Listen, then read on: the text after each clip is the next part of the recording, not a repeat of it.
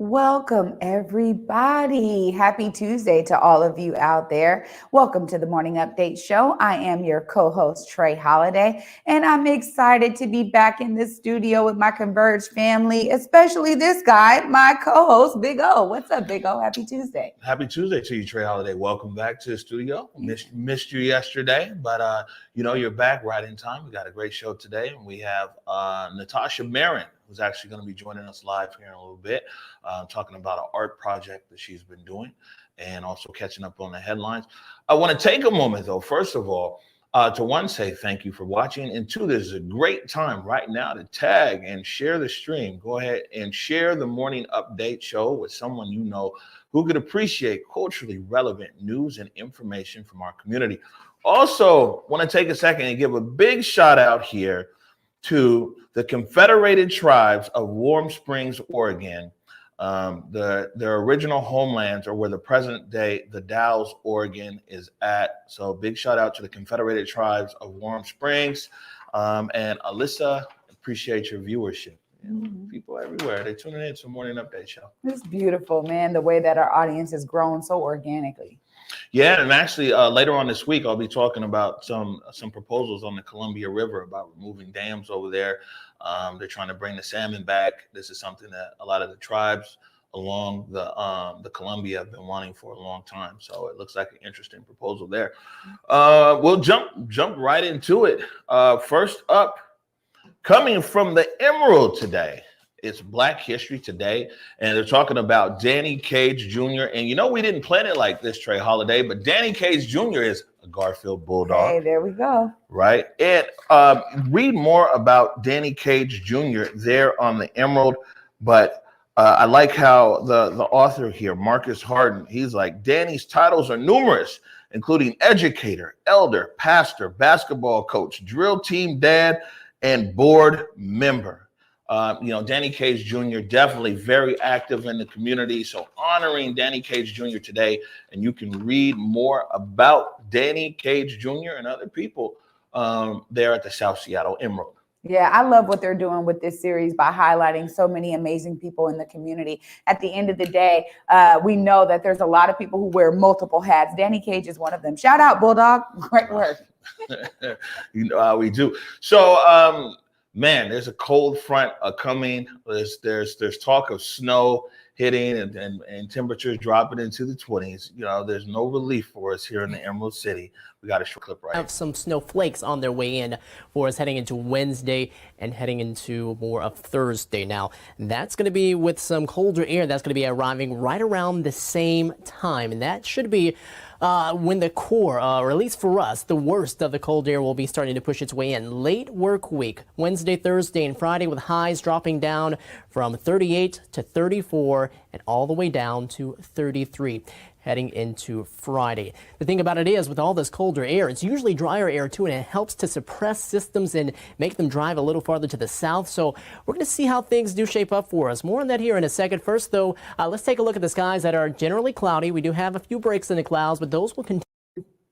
Yeah, well, that was a quick stop. All right. Hey, be ready. And actually we did a segment with SDOT not too long ago on being prepared for the cold weather and stocking up and some everything else. We'll see if we can fish that out throughout the show, and we'll put that link there in the comments. They gave some great advice for people to prepare for cold weather. SDOT being real proactive, trying to get the information out there to the community. But yeah, it looks like it's going to get pretty chilly here. I actually live right in the city. And so when Seattle gets snow on the ground, the rest of the area is covered. We'll see what happens. Yeah, exactly. Definitely something for us to be mindful of. And one of the things we always love to uplift here too on the Converge platform is, hey, let's make sure you're looking out for your neighbors, your elders, your loved ones during that time, because a lot of times, they need some extra care. Maybe they need some groceries, maybe they need something else. So help them stock up as well. Yeah, we want to be stocked up. It's coming. This right here, man, this is like a Bulldog day here. This right next one is from Naomi Ishisaka. Over there at the Seattle Times. And of the data available, 67% of initial vaccine doses of vaccines have gone to white people, even though to date They make up 48% of the cases. Only 5% of initial vaccine have gone to Latinos, even though they've made up 32% of the cases. Like I said, this is from Naomi. It's over there at the Seattle Times. And yeah, basically, this what Naomi is saying here is that, one, our state doesn't really have a dashboard to give you real-time information about, like, you know, who is getting the vaccine. So the Seattle Times did a lot of digging, and they got some of these numbers here, and it just shows that, you know, it's disproportionate. And then there's all kinds of stuff where you got people from different neighborhoods kind of showing up to maybe a neighborhood that's targeting a marginalized or a high risk or essential workers, things like that. This vaccine is wild.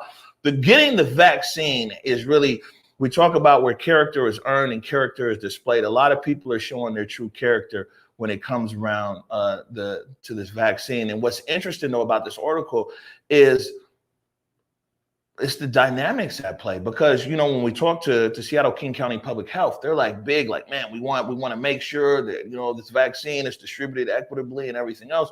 But we're finding that whether it's VIP only vaccinations for donors and things like that, there's some inequities here in the way that the vaccine is being distributed in the state of Washington. Absolutely. Oh, and it's particularly hitting the Black community really hard. I know that there's been elders out there looking to figure out how they can get this vaccine. And just me trying to help sign up one of our elders for the vaccine. And she was like, you know what? Look, I've done that intake form many times. You do the whole intake form. You let them know that, yes, this is a person who should be prioritized. And at the end of it, they're like, sorry, we don't have any recommendations for you. It is a gambit really out there. And again, we're seeing the barriers that are faced by our community, and these numbers show it. Oh, yep. And you can read more about that on the Seattle Times. So this was interesting here. And actually one of our followers tagged us on Twitter about this story. It was actually came out in the Politico.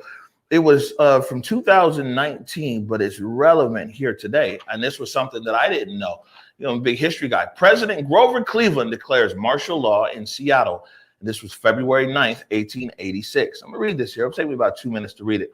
On this day in 1886, 135 years ago, President Grover Cleveland declared martial law in Seattle, a major city in Washington Territory, in a bid to quell anti-Chinese rioting fomented by the local chapter of the Knights of Labor. The tumult that Cleveland sought to quell ultimately led to the removal of more than 200 Chinese from Seattle. At the time, Seattle's Chinese district near today's Occidental Park was a mixed neighborhood of residents over retail storefronts. In the fall of 1885, with jobs scarce in the West, some workers turned violently anti-Chinese, citing cheap labor competition for their economic plight. Daniel Cronin, 38, a carpenter who moved to Seattle from California in 1885, organized a loose-knit group of workers into a militant brotherhood that sought to expel Chinese workers from Puget Sound.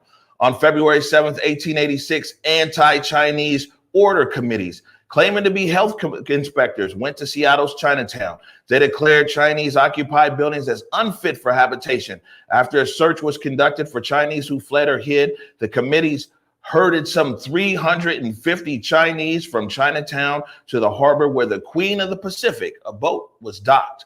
Sheriff John McGraw, backed by a force of deputies, sought to enforce law and order, but McGraw was sympathetic to the plight of the Knights and limited his intervention to protecting the Chinese immigrants from violence on their way to the pier. Nor did the Seattle Police Department challenge the mob.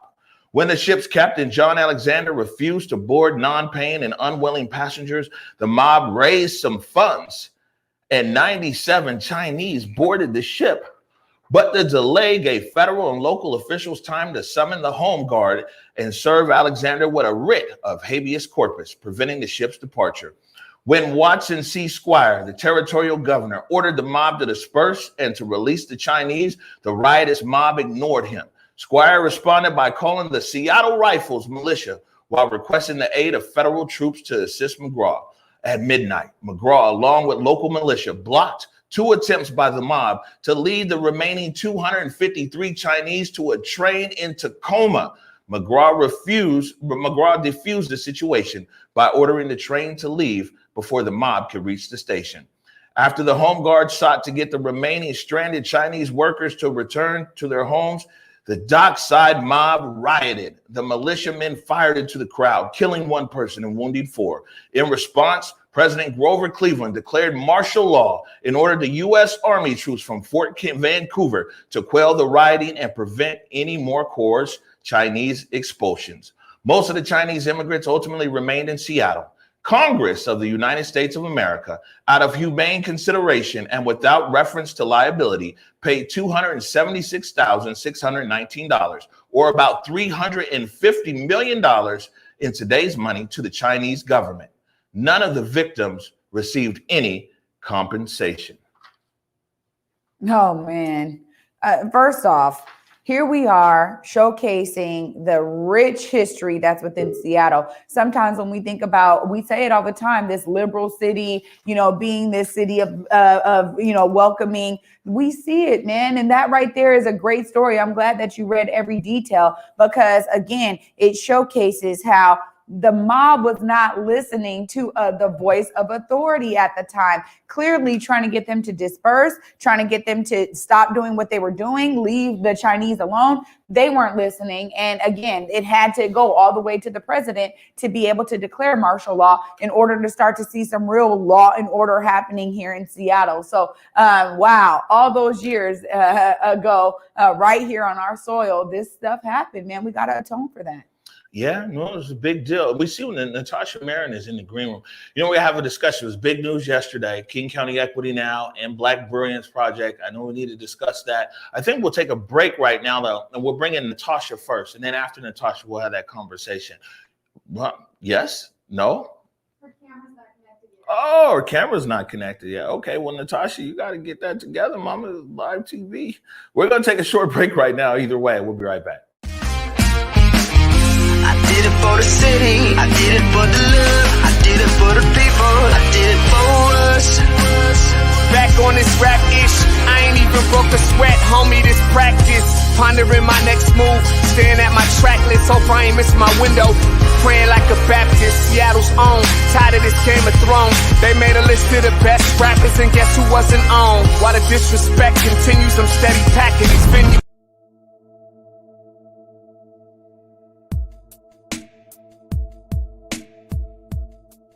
ConvergeMedia produces culturally relevant content for Black and urban audiences. Our coverage is raw, transparent, and objective, praised by community leaders, government officials, and residents. Support ConvergeMedia today via Venmo, CashApp, or PayPal at ConvergeMedia.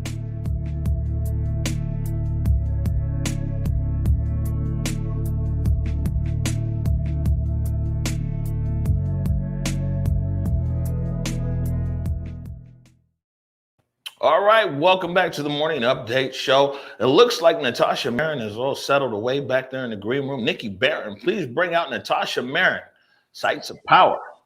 Hello. Hey, good morning. It's still technically morning, yes? It's still technically morning, and welcome to the Morning Update Show. Thanks for having me. Yeah, I think we can go wide here, Nikki. Oh, why did you? Aha. The other wide. There you go. Hi, Natasha. Look, did you hear Nikki? She said you were wide. She was like, what do you mean? I know I'm wide. Come on, I'm working on that. All right, Natasha. So we brought you on here today. Maybe you can tell us a little bit about this project that you have going on, this Sites of Power. I read an article on it. It's real interesting in some of these questions that you're asking people. Especially that, me, I lived and worked on the continent of Africa for almost half of my career. So you ask people what's your connection to the continent and things like that. Tell everybody about your work and what you're doing.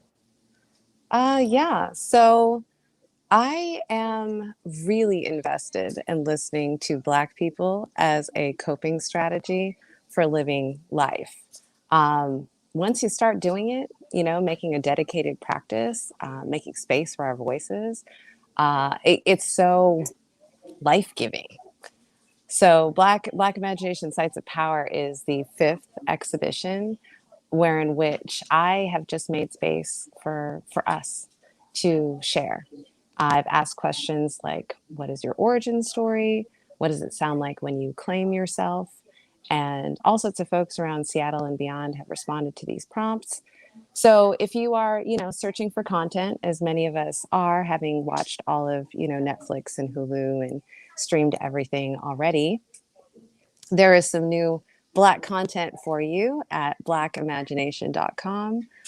There are at least 6 playlists. So if your eyes are tired, if you're visually exhausted, you can actually just turn off the lights, close your eyes, and hit play. There are over 20 videos. I was lucky enough to work with stellar Black people like Jay O'Leary Woods, who is an award-winning director, who directed remotely performers all over the place to adapt the book Black Imagination into a script. Oh, and sorry, you can hear my kids' 4th grade class in the background Oh, we because love kids. Don't worry. that's my Yeah, life. all good. Well, you know what, Natasha, this is an amazing project, and I'm glad that you actually cemented in that and listening to Black voices and how powerful that can be. We talk about that a lot in terms of my work, but my question to you is, how did you curate such an amazing, widespread list of Black folks to put into this project? Well, I got to tell you, relationships, as you all know, are everything. I don't know why we haven't figured this out in society at this point, that dealing with each other like we are transactions is not sustainable. It's important to see and recognize each other. It's important to make space and honor the relationships that we're building. And the relationships that I'm building with folks in Seattle, started years ago when I arrived in 2008. So getting folks together during a pandemic involved having pre-existing relationships, some trust there. And I'm really honored to have been trusted by the folks who shared their responses for the project. And the contributors are amazing. Can I shout out some of the contributors? Please. Okay. Lane Littlejohn, Taisha Ned, Cyrita Bernal, Tim Lennon, Corvus Blackbird, Amber Flame, Amber Flame's child, Lumi Taylor, Selma Siddick, Ebo Barton, J.R. Rhodes, Nee Okaija, Kristen McCowan, Hassan Kirkland, Jennifer Moore, Tamara Boynton Howard, Julia Ismail, Keelan Tel Aviv, Darnita Boynton Howard, and many, many more. Wow. Right. Now, when you put this together, I'm just curious, did you put this together and the idea of Black people listening to Black voices, or did you put this together as, okay, this is how white people can listen to Black voices, or was it just like, man, I'm putting this together, just, centered in your space around it? Was there something very intentional about who you want the audience to be? Yeah, I think, oh my goodness, the 4th grade classes hit a crescendo of noise in the background. I think for me, it's more important that we as Black people make space for ourselves as part of our own healing journey. My approach just aesthetically to art making and space making and community building is anti-exclusive. So that being said, everyone is welcome. It doesn't matter what your phenotype is. I believe if you are a lifetime learner, you can learn from anyone, you can learn from anything. It means you're open and you can take information in and synthesize it and have that be part of you. So for sure, everyone is welcome to participate in this exhibition. But I did have Black folks like me in mind because I think we have the most to gain from the validation of each other's voices. All right. Yeah. Natasha, we appreciate it. Can you go ahead and put that link back up there, Nikki? We'll get it back up there on screen. So this is where people can go now and, man, consume this content, this great content. And we really appreciate you taking time this morning and sharing with us about this. We encourage our viewers to go and check it out. And, man, let's listen to Black voices. This is Absolutely. fantastic. Amazing project, Natasha. Thank you so much again for even having Thank the you. thought and the spark to bring it all together. Beautiful. Thank you so much. Folks can submit to the project as well on the website. So if you wanted to contribute your voices as well, please know that you are welcome to do that. I want to hear and honor you all as well. Thank you. Fantastic. Thank you, Natasha. Bye. Yeah, I mean, there's so many people who are doing things. Yeah. I mean, this is why it's like, I was totally unaware of this project, to be honest with you. And Nikki Barron had brought it to my attention. And then also a Hit over at Blue Comb. I talked to Hit yesterday, and she brought it to my attention as well. I was like, wow, I didn't even know this was going on. You know what? Again, just a real testament to how people find brilliance and they bring it together. I mean, clearly something she said there really resonated with me, that it was about the relationships that she built. And, we have to learn about relationship building and become less and less extractive and transactional, because that hasn't worked for us at all. And so I love that she uplifted that there. All right, we're going to take a break right now. Yesterday was a big news day in the Black community here in Seattle, and we're going to talk all about it. You're watching the Morning Update Show. I did it for the city, I did it for the love, I did it for the people, I did it for us. Back on this rap-ish, I ain't even broke a sweat, homie, this practice. Pondering my next move, staring at my track list, hope I ain't miss my window. Praying like a Baptist, Seattle's own, tired of this Game of Thrones. They made a list of the best rappers and guess who wasn't on? While the disrespect continues, I'm steady packing these venues.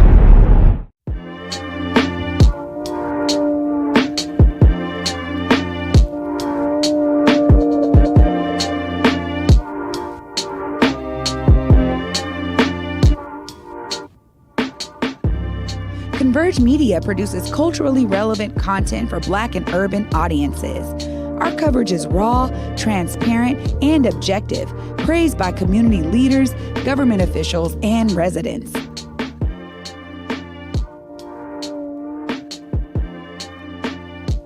Support ConvergeMedia today via Venmo, CashApp, or PayPal at ConvergeMedia.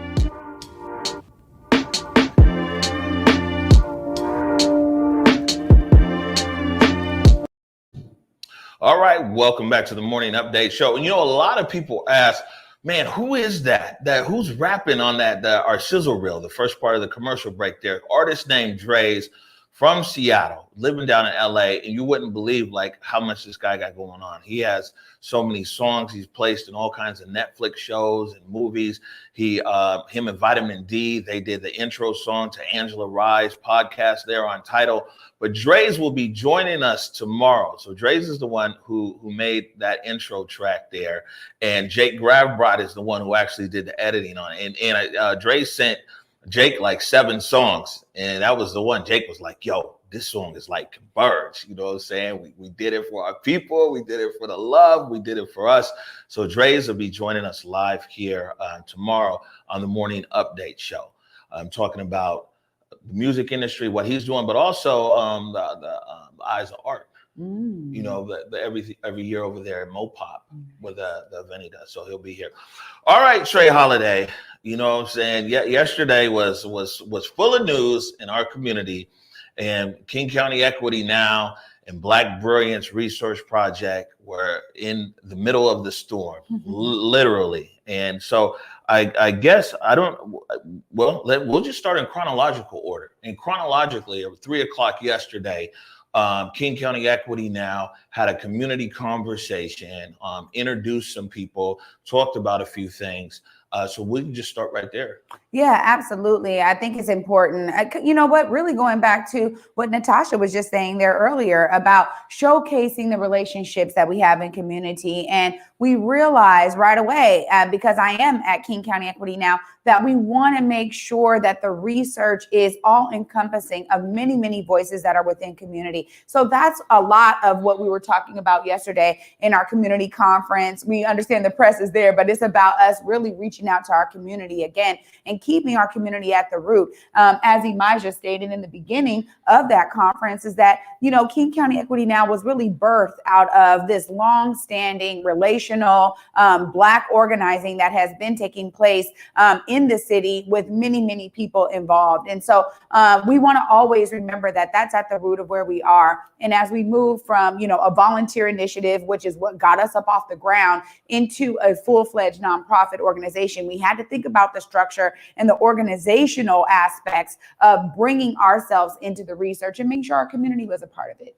Right.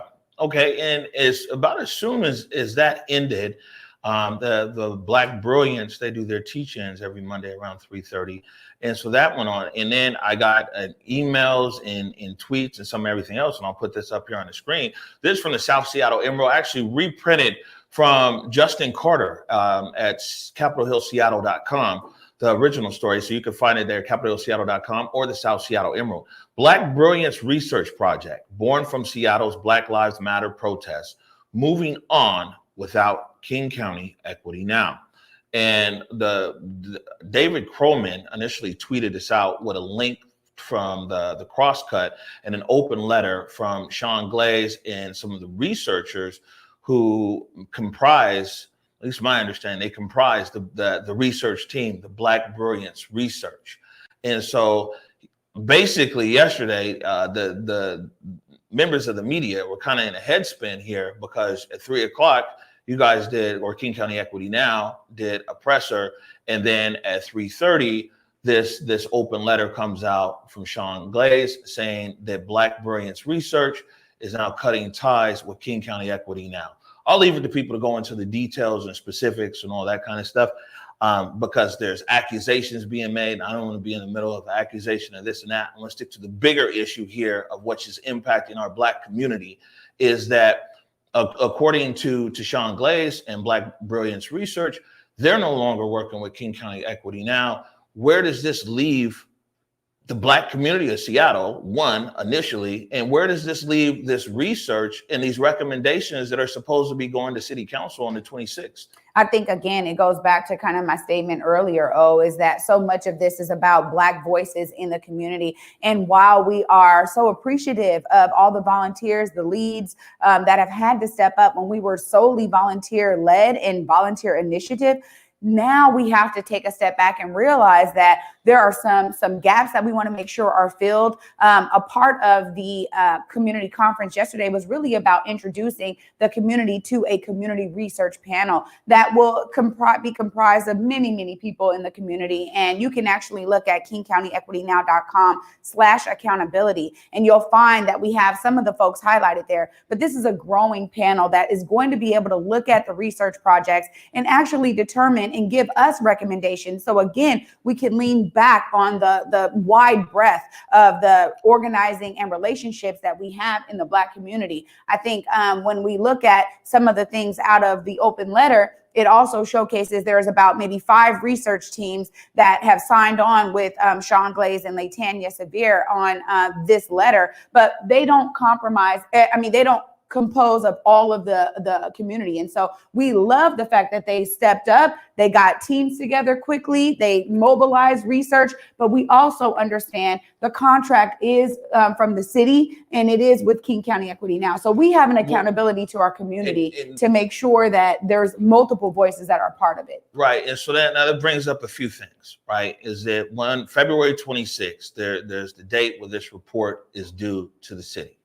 I know this is fast moving, at least for us. It might not be for you guys, maybe seeing all these things coming here, but who actually presents to the city on the 26th and what research is presented? Well, I'm glad that you mentioned that because our actual contract with the city does not have that end date. So again, this is stuff that was funneled by our volunteer leads. We appreciate all of that, but we don't have that deadline actually contractually. So again, a lot of this stuff is coming out as we're simultaneously preparing steps to ensure that multiple voices are a part of the process. But that's something that we really want to be able to bring back to our community. Again, having more and more people that have been a part of the organizing be a part of it is going to be the key here. So does this mean now that King County Equity Now is when you talk about these community stewards and these community groups and everything else, you talk about a wider and broader voice? Does this mean that King County Equity Now will be launching basically their own research teams now? If the Black Brilliance researchers, the people that comprise that group, are going a different direction, does that mean that now King County Equity Now is ramping up their own researchers? Well, actually, there's several projects that were already in the queue that never got funded. We want to make sure our community panel has the history so that they can see what money went to which groups, what we got out of all of that, and then look at some of the gaps that they may feel are a part of the research that were not included, and also see some of the projects that were in the queue. This is a simultaneous process, right? As we make sure that the community research panel is well versed in all of the history so that they can comb through it all. Some of the projects that have already been funded may continue, but also there's projects that were not funded. When I think about Nurturing Roots and what they've been doing, they had an amazing proposal and they weren't able to actually start their project. So again, we want, this is just about widening this. Again, that's a part of where we want our community panel to be a part of the answers for that. Because I think that when we had this rush and this volunteer kind of momentum, what we saw was that when we looked at the report, we're like, wait a minute, there's some gaps here, or maybe there's some other projects that were not funded. And that's what made us go, we need to make sure we're accountable to community, because we don't want to produce a report that is only about maybe these 9 research teams that folks have been seeing, when we understand that there are multiple people who have been doing research and that really should be involved in the process. So are you guys going to be looking to push out that date on February 26th? Definitely looking to do that and working with the city on that right now. We have a lot of folks in our leads teams that are working on that, because again, that date was not contractual from the city. And is King County Equity now the city, and you will tell me if I'm wrong here, but so the city contracted with the Freedom Project, who basically contracted with KCEN. At the time, KCEN wasn't 501(c), and the way that this contract was written, that because it was a no bid contract to a nonprofit, it went over to Freedom Project, who's the physical agent for King County Equity now. Will Freedom Project continue to be the physical agent for King County Equity now on this project? No, that's another part of the process too, because we realize, again, so many people stepped up to the plate. Freedom Project is one of them. ACLT, Africatown Community Land Trust, was our original fiscal sponsor. So now that's exactly what is being in the works right now, is working with a new fiscal sponsor to make sure that, again, this process goes through the community accountability arm. So is that part of, when you send out something, and King County Equity now sends out something, you guys send something out and it said, focus on transparencies, focus on openness. As a member of the media, even the average person might be thinking, okay, was there not transparency? Was there not openness? Because those are the words that were actually used in that newsletter. I mean, are there any issues around opaqueness that need to come out to the public? For me, I'll say this as just me and not a representative for King County Equity now, but I think that that's what I experienced, right? When we realized, wait a minute, actually, who made the decision on which teams got funded and which teams did not? Apparently, that was where there's maybe some opaqueness there, and we want to clarify it, because we do want our community to be rest assured that this is not something that, is unilaterally happening, or that is only with the leadership team of King County Equity now, but that it is really something that the community can say, you know what, we see ourselves represented in this data. We see ourselves represented in these research projects. I think that's what this is about right now. Right. And we know that in this city, like a lot of cities where you have a very small Black population, a lot of times the sentiment is like, well, hey, you know what? One, that this group or whoever, they represent all Black people, you know what I'm saying? I'm just talking about a general idea of the average citizen here. They're like, oh, okay, well, man, this is great.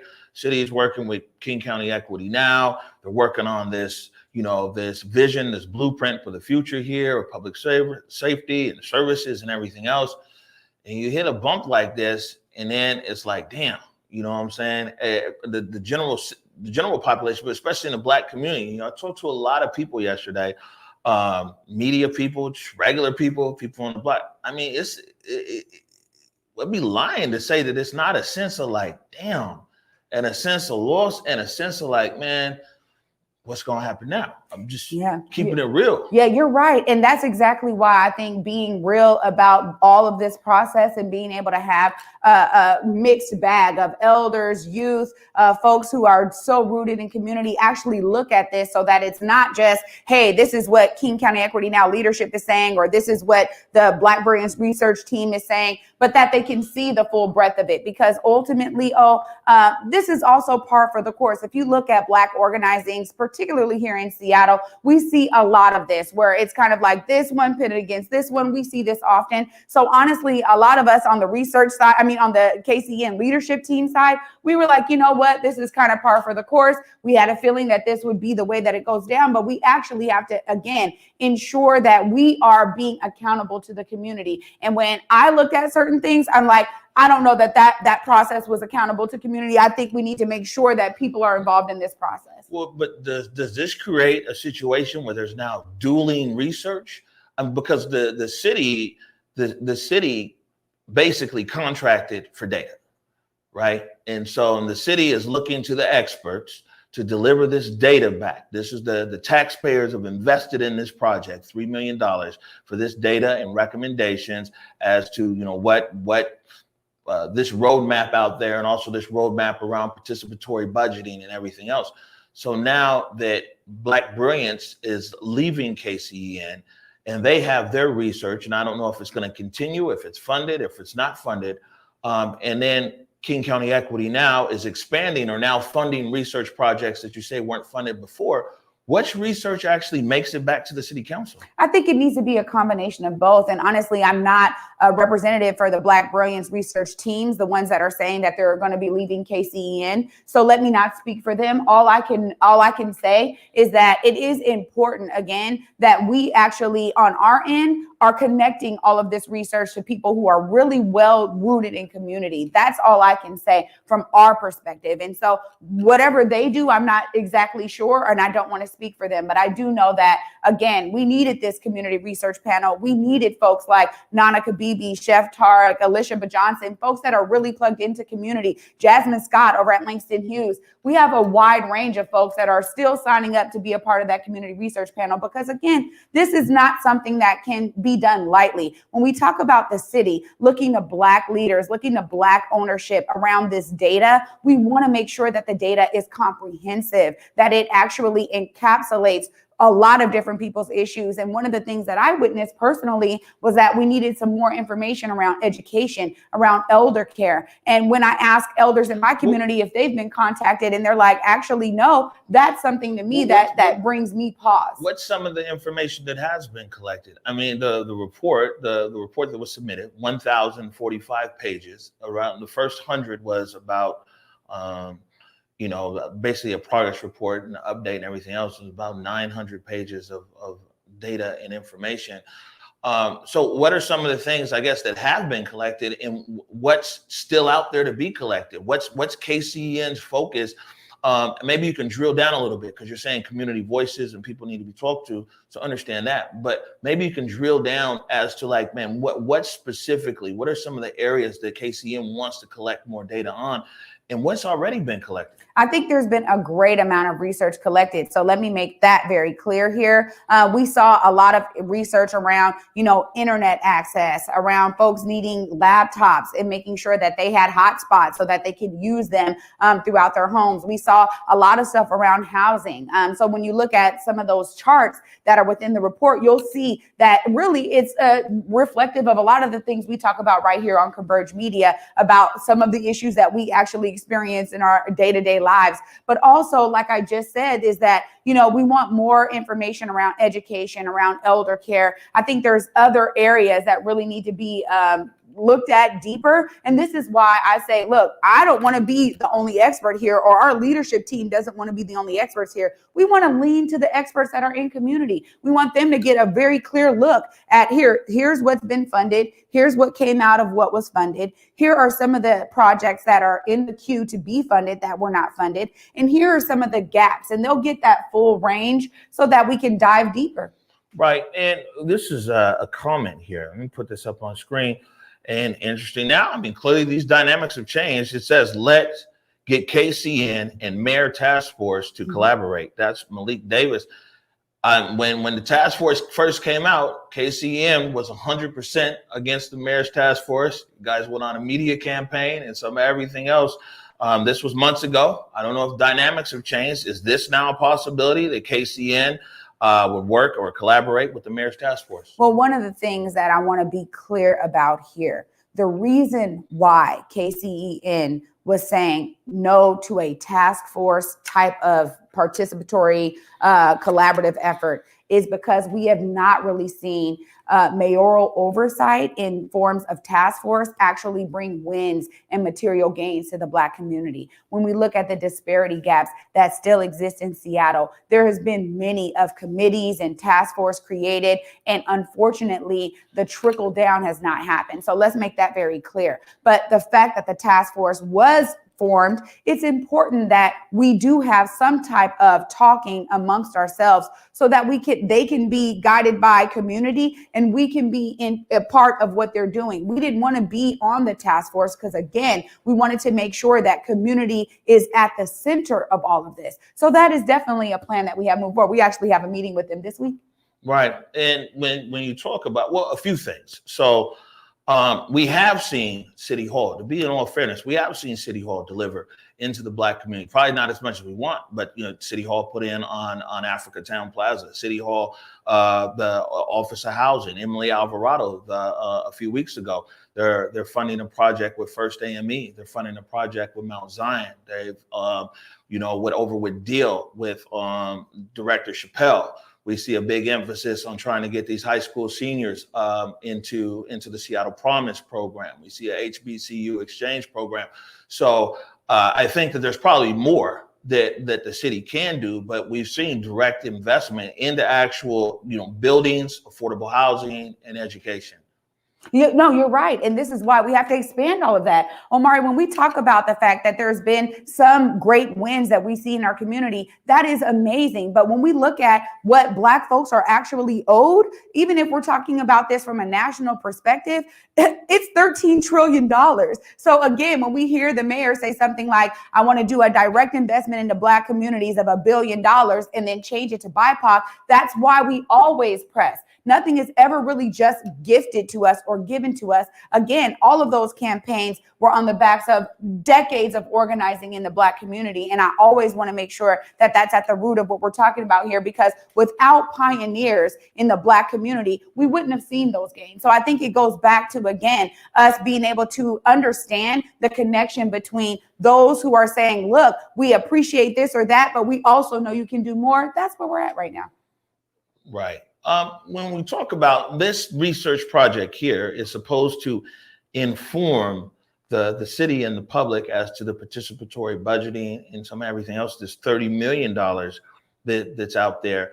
And I mean, do you, with this things going on right here, do you see this $30 million really ever coming out? Do you think that just even if there was no, let me say, absolutely, if there was no issues, there's already a long timeline for participatory budgeting, especially in the recommendations that we saw right there. It's basically every citizen in Seattle 10 years and older would have input.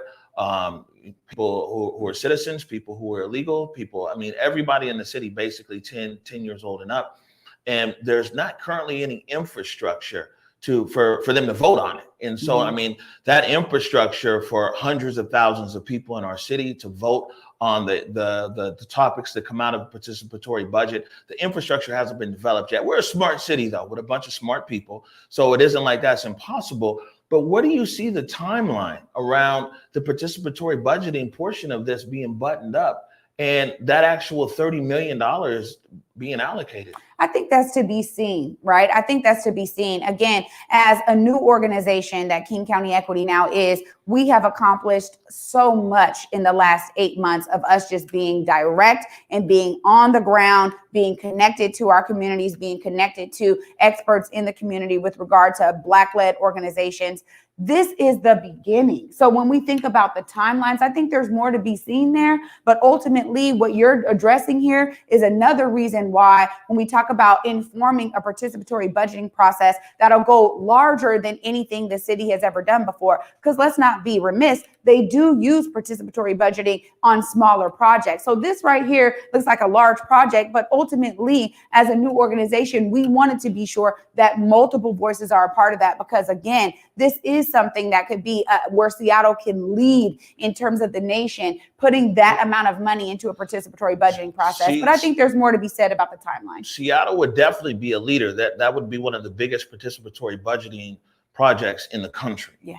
When you talk about either the size of $30 million, or you talk about the people, when you're talking about hundreds of thousands of people participating, in that process. And I think though, Trey Holiday, when you talk about, timelines and people like rushing and this and that, when it came out that $1.8 million of the $3 billion has been spent since up to November or December. Mm-hmm. So since November, so January, December, January, February, in less than 90 days, $1.8 million has been spent. So you can, at least maybe you can see from the public side, well, man, the money's spending fast, so are the results coming fast? Yeah, that's actually another, you're helping me here, because another reason why we want to make sure that multiple voices are a part of the process when we think about the remaining 1.2 million. Right now, we are saying thank you to all those teams that stepped up to the plate very quickly. And let me also add here that, the city money, this is public record, city money didn't come for until, like we just said, like December or late November. But the project started in October because, again, King County Equity Now made a direct investment to ensure that project teams could get up off the ground. So there's a lot to be uncovered here, and I'm excited that it's going to be coming out and also be stewarded by those in community. And right, and I don't want to, like I said, I don't want to go back and forth. I mean, because some of the things in the open letter that Sean Glaze sent went direct to people's character and things like that. So I kind of want to leave that out. Yeah. But one of the things that was brought up was slow payments and late payments. And I only bring that up because you just said that people started working back in October, and the King County Equity Now have made initial investments in these research teams to get them off the ground. Did King County Equity Now suffer like a gap in funding between when they started these projects and when the city came? Yes. Because thank you for mentioning this has been out, and we'll just keep it real. You know what I'm saying? This has been out there on the streets for a minute. Like, yo, man, you know what I'm saying? Researchers haven't gotten paid. Yeah. You know what I'm saying? And for us in media, and it's not just me at Converge, there's a lot of big media here in Seattle that have been hearing that for a long time, but they couldn't, connect the dots. It's rumor, it's innuendo. You're not going to go on air and say something like that. But now that this thing is out there, this is what people have been talking about for a minute, that researchers haven't gotten paid. So like, what's going on? I love that you mentioned that, actually, because again, it goes back to a lot of the things that we deal with at the city level. When you talk about researchers not getting paid, I want to be clear here. King County Equity Now leadership was not paid for all of that time either. We were all volunteers. So I want to make that also a point. But again, we saw the city doing what the city has done sometimes when they actually connect with community groups and they were not paying on time. When they would ask for certain deliverables, we'd give them, and then they say, wait a minute, you need to add this amendment or add this or that. So that actually resulted in some delays of payments. And we want to make sure that people in the community understand that in terms of us, it's not King County Equity Now holding any monies for researchers. That wasn't the case. So when we talk about that gap, that was really about the city and them changing some of the deliverables, which we did give them what they needed. But again, that delay of time is what we're talking about here. Right. Well, I mean, that seems to be a major issue, with some of the researchers actually going through Christmas, through New Year's, not receiving their payment and some everything else.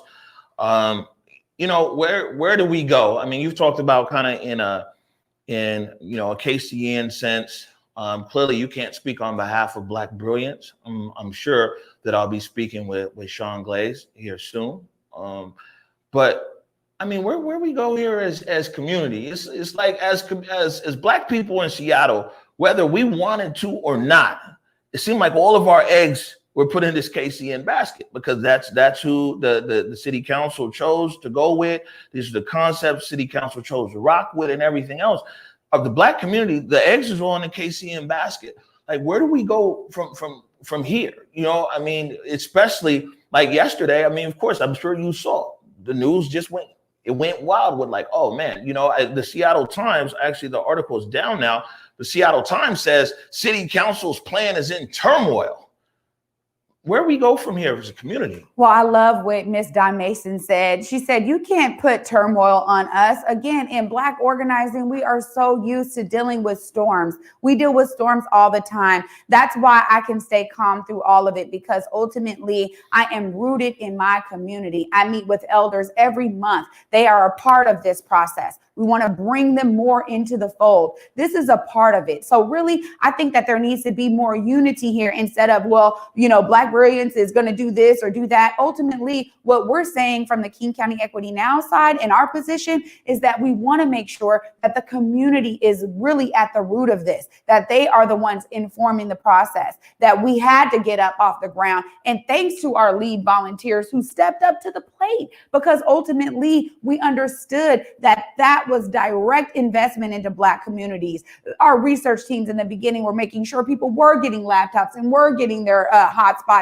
They were doing a lot of different work. So shout out to all of them. Again, for me, in my perspective, I always come from a unity-centric place. So I'm not about the either or the or. I'm really about understanding that our community needs to be at the heart of this. And ultimately, that is exactly why we're moving forward in this regard. All right. And so in the short term, the next few weeks, what exactly does this moving forward look like? You already said that you're moving forward with a new physical agent.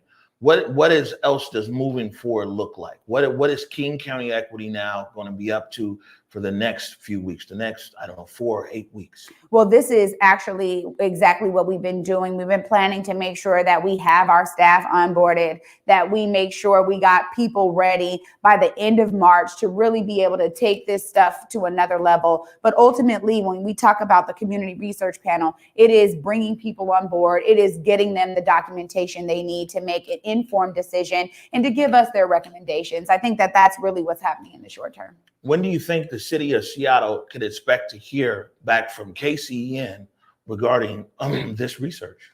Well, I think that timeline is to be seen, because as we realize and are recognizing, even a lot of what we're talking about today is that the beginning of the research process was a bit rushed. And so we don't want to rush through this just to try to provide recommendations to the city for participatory budgeting. We want to make sure that it is informed and that it is solid. So again, I think that that's to be seen. All right, Trey Holiday, I think we both know that this issue's probably not going nowhere. You know what I'm saying? It's a big spotlight on it. As you know, the state auditor is now involved. Yeah. Media at all kinds of levels are involved. So, we'll see what happens here. We're going to take a short break right now. We'll take the merch break, please, Nikki. We'll take a short break right now. When we come back, we'll talk about some other news. We'll watch the Morning Update Show.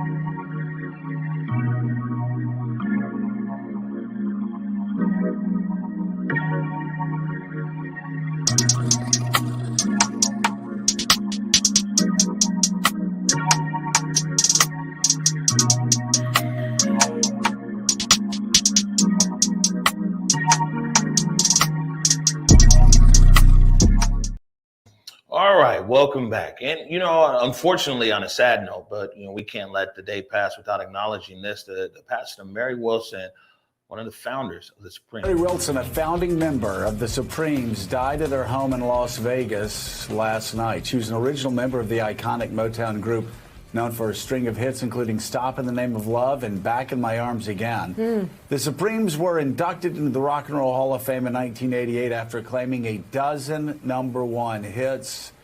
If you're too young to remember, they were absolutely massive. Berry Gordy, founder of the Motown record label, said in a statement, the Supremes were always known as the sweethearts of Motown. Mary, along with Diana Ross and Florence Ballard, came to Motown in the early 60s. After an unprecedented string of #1 hits, television, and nightclub bookings, they opened doors for themselves, the other Motown acts, and many, many others. This is the line I love. She was a trailblazer, a diva, and will be deeply missed. And he meant that, of course, in the greatest of ways. Mary Wilson was 76 years old. Let's bring in Pulitzer Prize-winning columnist, associate editor of the Washington Post, Eugene Robinson. You picked Berry Gordy of course, as someone that you're really admiring this Black History Month. And what a great story. This girl born in the Mississippi Delta moves up to Detroit. She and two of her friends hang out around Berry Gordy's studio for 3 years, pushing him and begging him to get a record contract. They finally get it. He finally gives in, and music history is made. Absolutely. Stop in the Name of Love, Baby Love, Where Did Our Love Go? I mean, it's a lot about love. But they were amazing. They were not, in those days, Diana Ross and the Supremes. They were the Supremes, the three of them. And Mary Wilson had a great voice. Diana Ross had that twinkle, that X factor, and eventually sort of emerged as the lead singer of the group. But you remember back the old days when on a show like Ed Sullivan and all of a sudden there would be the Supremes. That was a big deal. To number one, have African American acts appearing on that kind of showcase, and number two, their elegance. They always presented themselves with this this sort of supreme elegance that was accessible to people, that was impressive, and that everybody was really proud of, and they rocked. They really could say they were. Wow. Eugene Robinson hit it right there. Mary Wilson, I see there in the comments, people talking about the end of an era. Yeah. I mean, seriously. I like what our director and / producer extraordinaire, Nikki Barron, just said, too, that, he was talking about Mary Wilson, the person, not just the Supremes as a group, because sometimes it gets drowned out, right? But Mary brought her own Black woman magic to that group. Man, I wonder what it would have been like to be Berry Gordy, though. Like, man, I mean, come on, that Motown hit machine, everybody came through there. Like Berry Gordy, man, I mean, that's just iconic. Motown just changed music in America, forever. It's Absolutely. Crazy. Rest in peace, Mary Wilson. We're getting ready to get out of here for today. All right. Any last words before we get out of here, Trey? Hey, man, it's a Tuesday. Make it a great Tuesday. And remember to think global and act local. All right, there it is. Let's see, any programming notes for today? No, I think we're good. So we're back here tomorrow. Before I let you go, I want to remind everybody to please go forward in your purpose and in your humanity. Until tomorrow at 11 a.m. Peace. Lift every voice and sing till earth in heaven ring with the harmonies of liberty. Let our rejoicing rise as the listening skies. Let it resound loud as the rolling sea.